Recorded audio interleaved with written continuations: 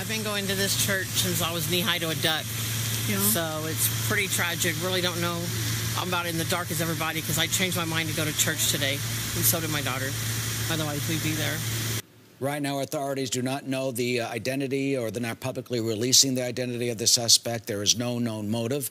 They don't know if this was an intended target. They don't know if this was a potential domestic dispute, a terrorist attack, or religious hate crime. Ted Williams, detectives, also criminal defense attorney, joins us on the phone. Ted, it really is far too early to speculate in that way, but, you know, it's a Sunday morning, small town, and not a major soft target like a terrorist attack. Ted, are you there? Well, Eric. Yes, I am. I'm sorry, was that question for me? This is for Ted Williams, but I believe that is the voice of former Boston Police Commissioner Ed Davis. Is that who I'm hearing right now? That's correct. Okay, well, yep. Commissioner Davis, we'll go with you. We just got reports from our Brian Yennis that the ATF Houston Field Division officers are on scene, as well as the San Antonio ATF Division officers. Again, we also have reports that some of the eyewitnesses heard the shooter reload multiple times. It is a small community of about 400 people. Those pieces that we do know, how do those pieces begin to put together the puzzle of this mass shooting in Sutherland Springs, Texas?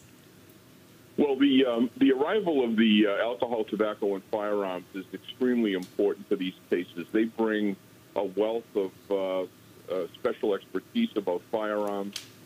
They're very helpful in putting together the crime scene and helping track down the weapons that are involved to get some sense as to where the suspect purchased the weapons and the ammunition that he used to attack this church.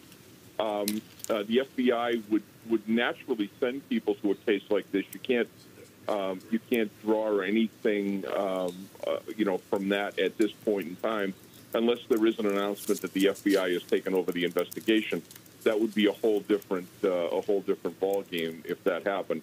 But right now, it's still very much a response phase, and I think one of the things that you have to remember, when you get 40 or 50 miles outside of a major city and you're in a rural location like this, you get one or two police officers that respond to this scene. Sometimes their backup is 15 or 20 minutes away. So it's hard to tell exactly what happened here.